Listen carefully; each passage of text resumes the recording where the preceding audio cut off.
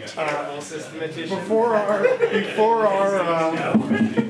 our next non-coffee break, I'd like you to join me in welcoming Henry Widdicombe to speak. Henry's coming to us as a doctoral candidate at Boston College. Today he'll be speaking on fruit of the earth and work of human hands, sacramentality and care for our common home. Thank you very much.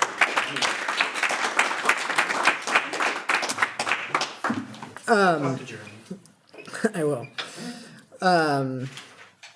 So with this opening bit, I'd like everybody to keep the home, house, earth, globe distinction from earlier in mind. I think it's helpful in terms of parsing out what I'm putting in an autobiographical term, although with didactic aims. So I grew up in Southern California, and so the sight and smell of wildfire, or at least its smoke on the horizon, was not at all unfamiliar. Fire season, every year lengthening and growing more intense. And as I'm sure many of you are aware, recently Los Angeles had some of the worst fires in decades. It was, in many ways, the perfect conflagration of factors to produce such devastating effects. First, an extremely wet period resulting in wild growth. Then, subsequently, an equal and opposite dry period that transmuted greenery into tinder.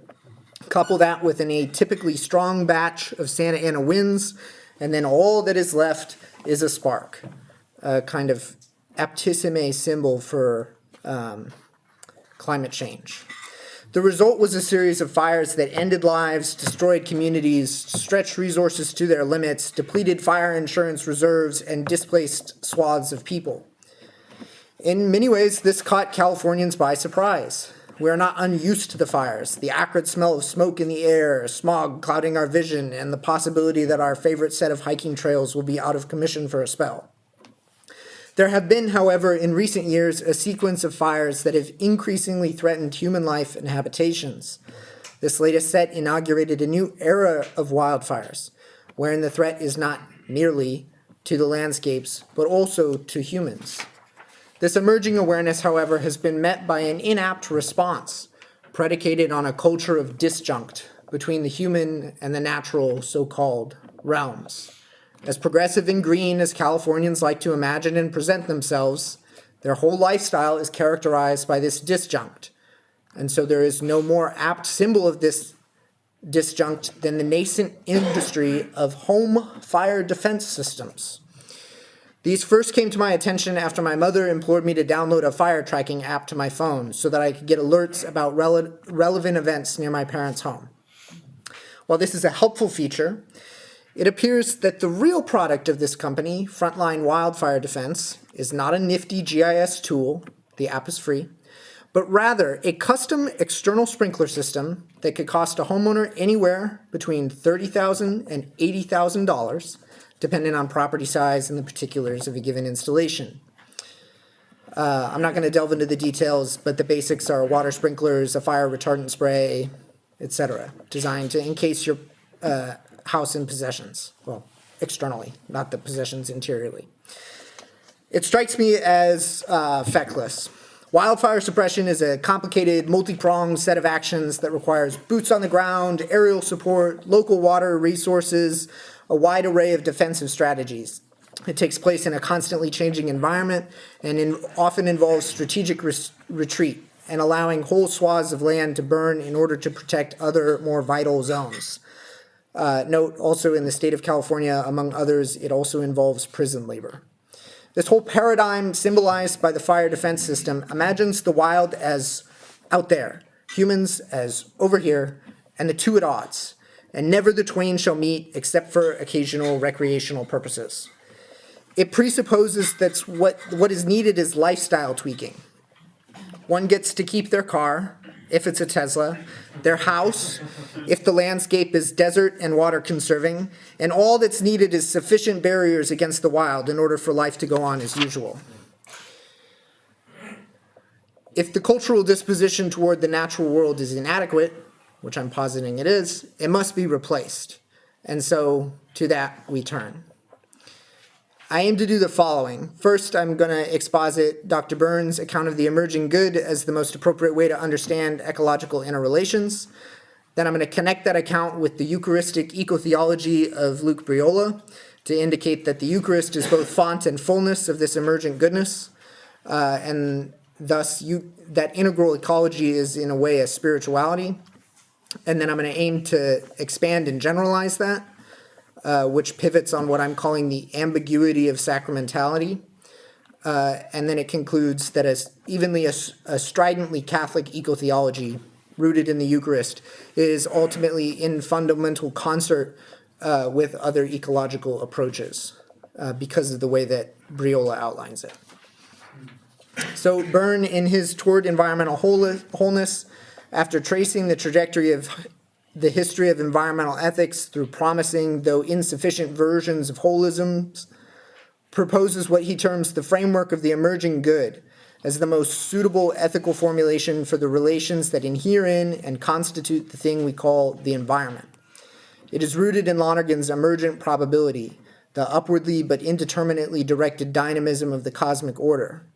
Byrne notes that for him and for Lonergan, these notions are functions of foundations. Thus, when appropriated, they shape and guide one's approach to knowing and doing. Emergent probability explains an unfolding cosmic story, wherein events occur according to classical and statistical laws, and they coalesce into schemes of recurrence that ground yet further still events and schemes, so on and so forth, each layer in the whole both predicating and also being sublated by the next. As Byrne puts it, quote, "The whole picture is neither any particular scheme or stage, nor even a final end stage. The whole picture is rather the whole story of the emergent wholeness in which every emergent scheme and entity makes a contribution, however fleeting, to that story. The structure reaches a natural apogee with the introduction of humans, who are both products of but also actors upon the whole process. Where earlier stages in the unfolding cosmic drama operate in accord with law and instinct, bear exigent necessities, the human animal introduces a new sort of dynamism into the process, free action. We are, quite clearly, capable of bending the world to our whims, making it work for us. As a consequence of this relative autonomy, we are able to, and have, acted at odds with respect to the rest of the emerging order. We imagine ourselves as somehow separate from it, able to act on it without producing a commensurate response. And the results of that disjunctive mindset have created a crisis. A transformation of meaning and value, a conversion, is needed, such that we might begin to imagine ourselves as we actually are, active participants in an unfolding process. To that end, Byrne proposes of conceiving of emergent probability in terms of emerging good. That is, the order itself having value, not at a given point or in a given arrangement, but as a whole process. He writes, quote, "Emergent probability is not a thing, but a dynamic process, so good human choices implicitly affirm and tacitly choose the value of emergent probability that makes possible any concrete good chosen by a human being. The term, the emerging good, denotes the value of emergent probability." And then, as Lonergan puts it, one cannot consistently choose the conditioned and reject the conditions. That is, if the world in which we find ourselves is predicated upon a dynamically unfolding process from which we ourselves have emerged and within which we are participants, then we cannot rationally act contrary to the good of that order. There remains the question, however, of how that radical transformation in meaning and values from one subset that holds the natural world at a distance to another subset that understands us as conditioned yet conditioning participants in that natural world is brought about. And I think Byrne provides a helpful gesture that I'm going to employ in the Eucharistic move. He writes, "Photos and other such symbols are exceptionally important in fostering feelings to guide environmental ethical actions. They can be misleading, however, because the photos of Earth are unchanging, while the Earth itself and everything within it are dynamically changing through the process of emergent probability. The feelings evoked by such photos and symbols that evoke feelings for the values of the beautiful world therefore need to be supplemented by other symbols and expressions that will evoke feelings for the value of that dynamic process of emergent probability. These are needed for environmental ethics to reach full ethical maturity." End quote. Thus, to supplant the disjunctive culture with a culture that cares for the dynamism of the emerging good, there is a need for a dynamic, living symbol. For such a symbol, we turn to Lucas Briola's account of the Eucharistic eco-theology of Laudato Si. The philosophical account that Byrne offers opens naturally onto the vistas of Eucharistic theology, especially the unique version proffered by Pope Francis in Laudato Si. Luke Briola, in his The Eucharistic Vision of Laudato Si, articulates precisely such a sacramental capstone to serve as the culmination of the emerging good. Briola writes, quote, "For those who partake in it, the Eucharist catalyzes a transformative encounter that gradually breaks through biased indifference and technocratic calculation, sets one's heart on fire with the love of God, and opens one's heart to intend God's order for the universe." So, echoing Ormerod and Vannon, while ecological conversion includes intellectual and moral, it is principally religious and is a function of transvaluation in the images and affects one has toward the cosmic order. Briola himself asks this question, but it behooves us to inquire again. In what sense is a Eucharistic eco-theology communicable to persons for whom bread and wine do not mean body and blood? In other words, Francis writes Laudato Si to all people, but not all people share Eucharistic commitments, and so much of its depth, despite being a well-favored encyclical on a major topic of common concern, might fall on deaf ears. And so, before fully expounding how the emerging good finds its proper fulfillment in Eucharistic theology, we must first attend to a sort of ambiguity with sacraments. So this might be mildly remedial, but we'll march through it. Sacraments are signs which affect what they signify, visible signs of invisible grace. The specific character of the sacraments is undergirded by a more general principle of sacramentality, that the created order is capable of communicating divinity, and human persons are uniquely capacitated to be receptive to this communication. There is, however, a sort of ambiguity here. That creation is capable of communicating divinity, and human persons are receptive to this communication, means that such communications are bound to occur outside the limits of the sacraments so delineated. The sacraments, for their signifying, take rather mundane human phenomenon: birth, eating, conversation, maturity, sexuality, authority, healing, and death. Even before any sort of sacramental elevation, each of these, and more, is imbued with significant natural meaning. Sacraments work, not by magic, but because they communicate mysteries by means of intelligibilities, saying, in this simple thing, this thing that you already know, there is much more than could be said or written. Learn this, and meals begin to look a lot more like the Eucharist than not. Even more than these elevations of meaningful events, however, sacraments also take up fundamental material components as signs: stone and wood, wheat and grape, water and oil, wax and flame. The list goes on. The whole of the created order is brought to bear in speaking a divine word. These material components are conjoined and constructed into altar and ambo, bread and wine, font and chrism, candle and illumination. That being said, it needs to be noted that artifice requires a cultural framework in order to be adequately understood. It remains, however, that the material substrate utilized in artifacts is itself potentially a medium of communication. It is here that the full heft of the ambiguity of sacramentality hinges. Not only is the variation across cultures and their artifacts not a hindrance to the communication of divinity, but also the composition of materials into artifacts is not, strictly speaking, necessary for the possibility of communication. That is, sacramentality is, at the same time, the root of the sacraments, but also of finding God in all things. Thus, while the Church can rest easy in the assuredness of ex opere operato, the non-believer beyond the confines of the ecclesial community is not constrained from receiving a divine communication through the medium of the created order. In the words of Gerard Manley Hopkins, the world is charged with the grandeur of God. Or in Lonergan's, the human person is nature's priest, and nature is God's silent communing with humanity. Such a natural priesthood presents the possibility of a remarkable confluence of the sacred and the secular in the realm of eco-theology. And so to set up this confluence, we can return to Luke Briola. He correlates some key aspects of Eucharistic theology with the levels of Lonergan's cognitional theory, such that decision, judgment, understanding, and experience meet and match, respectively, a priestly anthropology, sacramentality, communion, and Sabbath. Following his account of the sacred portion, this presentation will offer a tentative proposal for similar categories in a secular or a natural mode. So we begin with the existential level of decision, to which corresponds a priestly anthropology. To elaborate, it's worth quoting Briola at length.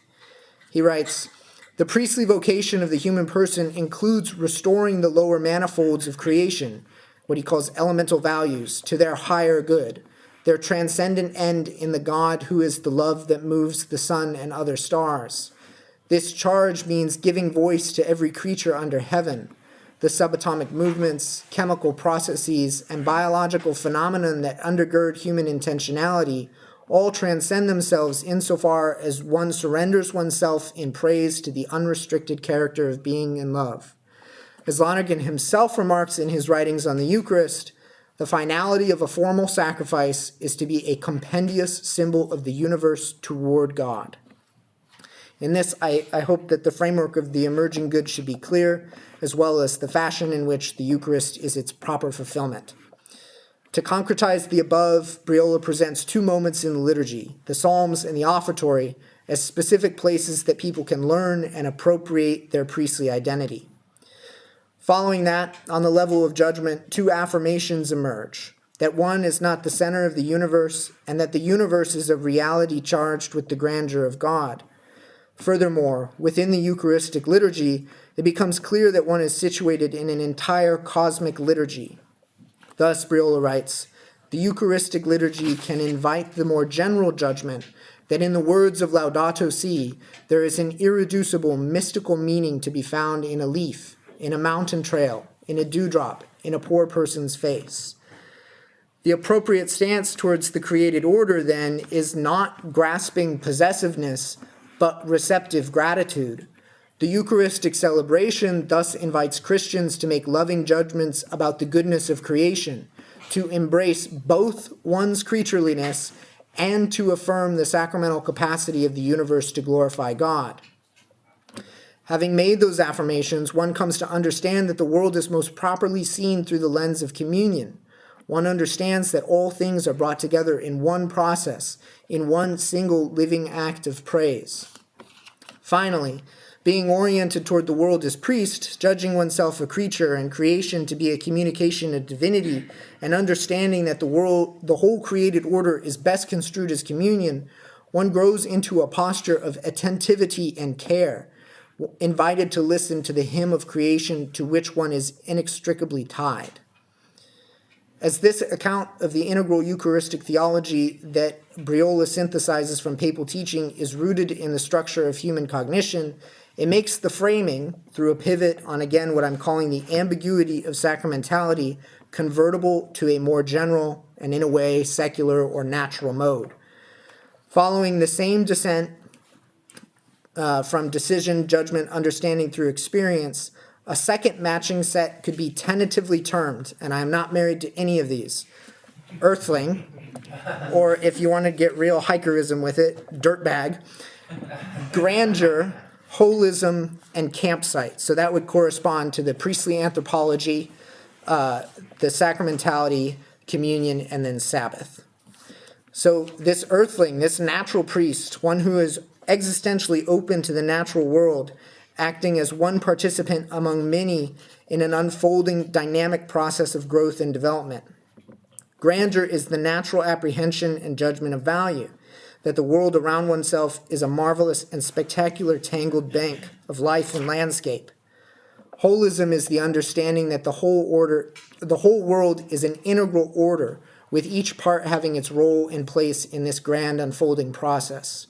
And finally, the image of campsite matches the experience of Sabbath.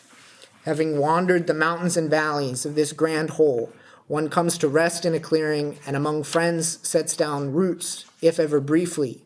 Meals and stories are shared, gathered around a flame, unless you're in California. These are not the Eucharist, though. The wanderer does not conceive of offering either oneself or the world to God.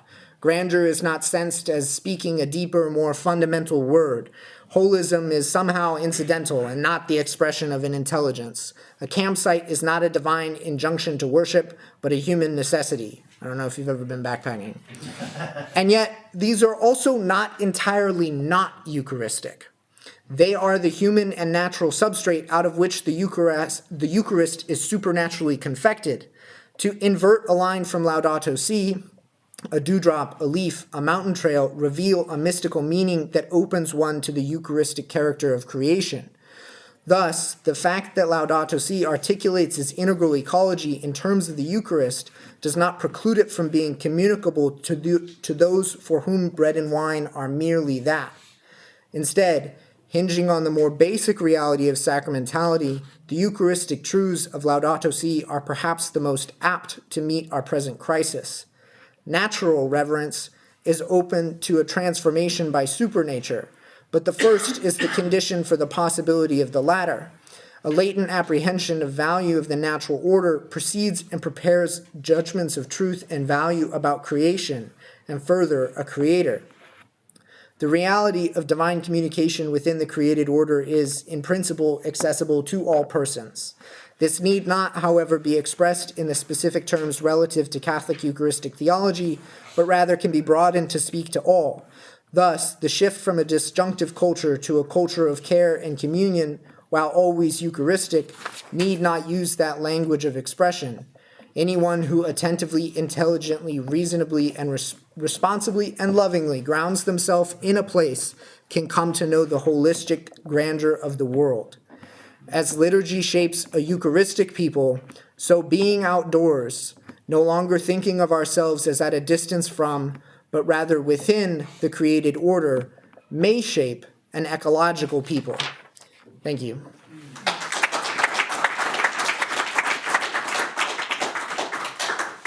Henry, thank you very much. We have about 8 or 10 minutes for questions. Thank you so much. Very marvelous presentation. You mentioned something at the end that I've been struggling with for a very long time and have never been able to come to a satisfactory conclusion to, and I'm just wondering what your thoughts are on this.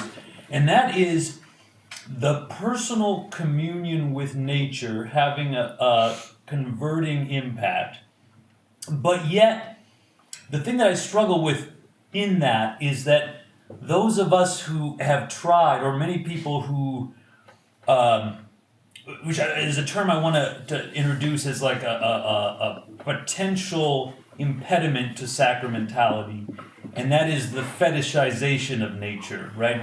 Those of us who like to be close to nature end up living in ways that are most destructive to it, right? If you want to live in a rural, because I love rural areas, but it's very resource intensive to live there. Right. Whereas the most sustainable way of living is really to live in a massive apartment building, if you think about it. That's literally the most sustainable, efficient mode of living.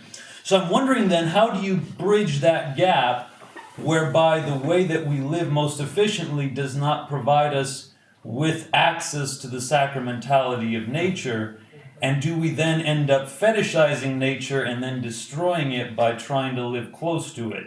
You see what I'm just curious what you think about that. Yeah. Yeah, so at first blush, my thought is that that's actually mostly a practical problem and not irresolvable. I think it's, I might be wrong about this, but I think Singapore actually has bus lines that go from its city to its national parks. So this may just be a uniquely American problem. Not to be exceptionalist about our failings.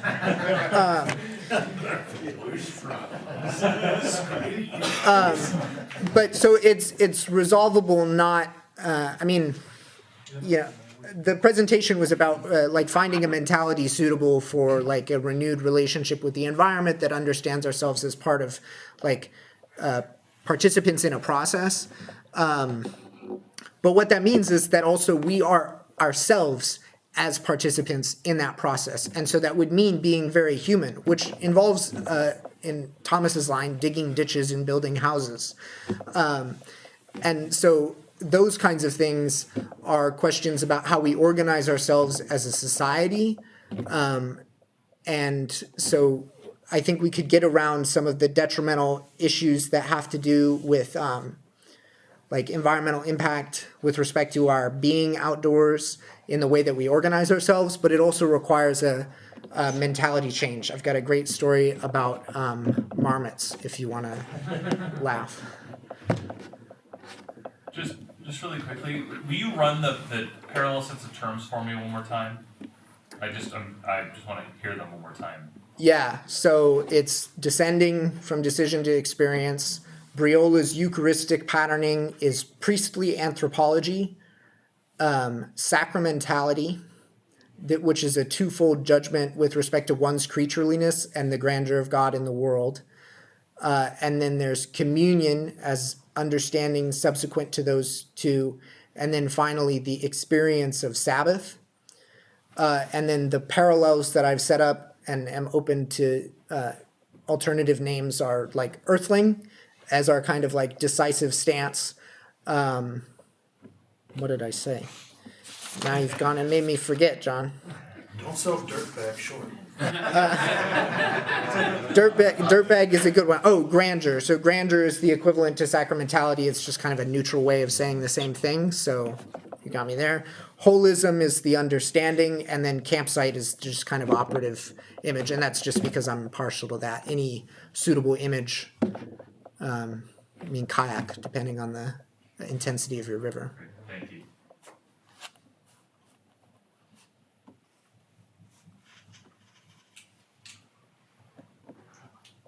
Ryan? So, I've wanted to ask this question for several papers, so now you're just going to have to do the one that I actually ask it to, or at least make some utterances that you can respond to.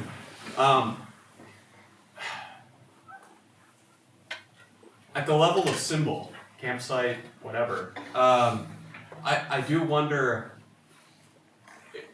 how you get at the aptness of a fundamentally emergent process and stop this reification of this thing we call nature as this sort of discrete identity that we can describe in terms of harmony, which I'm always worried obviates the core understanding of how stochasticity is being harnessed in the unfolding of this emergent story. That it's not just a set of terms and a set of parameters working together in a predictable way without interference, but a non-deterministic process in which chance and randomness are harnessed by higher integrations and interact with still more higher integrations in ways that just like can't be determined ahead of time. And that's where the creativity comes from, and all the things we actually love about nature, all the disharmony and the what's the word I'm looking for? Asymmetry, that's the word I'm looking for. All the stuff that's actually beautiful about nature, and about actually everything. How do we find symbols that sort of convey that without doing the other thing that I just always feel like happens in the ecological conversations, where we end up picking symbols that I don't know, they just make me feel like we're actually talking about technology with like purpose and structure rather than emergent probability. I think that's a really great question, Ryan. So I should say the reason that I picked the terms that I did is because of my own experiences, right? So I would say that like the thing that unifies the two sets of Eucharistic and natural is the invariant structure, which an individual would have to appropriate for themselves, and then they would come to their own symbols about like what this, that, or the other means to them, and they would have ways of interacting with it in things that are particularly poignant. I mean, we could look to our own experiences and do a brief reflective exercise, and I'm sure there are lots of things that stand out to you and you alone as meaningful and say more than that thing is actually saying.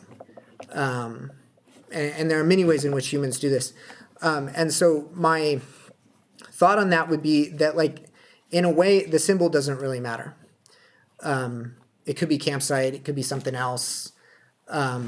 What matters is that the individual finds something which expresses or leads them to or reminds them of the insight into that dynamism, right? Because when I say campsite, I'm thinking of like a stop on the way of a backpacking trip. And so there's already like a dynamism built into that symbol for me, but I just said campsite because I can't say that whole sequence of words. So it would be about beginning from oneself, finding something that would say that to you and not like superimposing the symbol, right? So my suggestion is not that you all take that formulation and live it out. Just really quickly, and it might be helpful on this, and I'm sure that Pat will correct me if I mix this up, but I'm remembering an insight, the discussion of the known unknown, and Lonergan makes a distinction between signs and symbols there.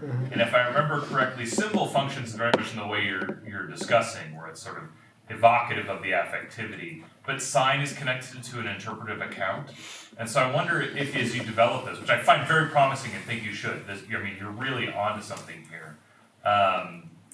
Maybe, you know, Lucas seems to be working with a set of signs in the sense that he has an interpretive account for the set of terms that go through Eucharistically, and developing some control over. Are you developing a set of signs with an interpretive account, or are you giving examples of the kinds of symbols that might emerge in a communicative process in different communicative contexts? Does that distinction make sense? Yeah, right. And I would say that that probably emerges from the fact that Luke is trying to speak out of like a determinative tradition, and I'm trying to say something that's 100%. like open-ended. No, I'm not criticizing you there. I'm Yeah. just suggesting as you develop it to be conscious of those two different functions. No, that's helpful. Thanks, John. I'll just exercise my prerogative for one more second.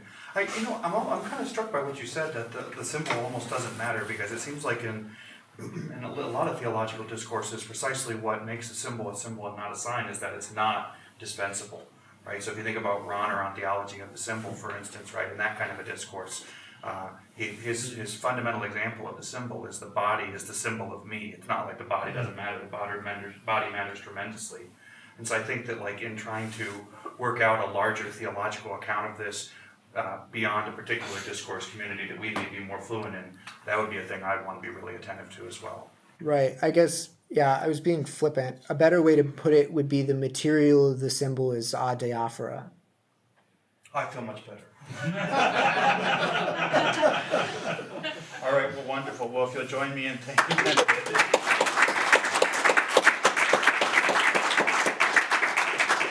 All right, we'll take about 10 or 12 minutes here.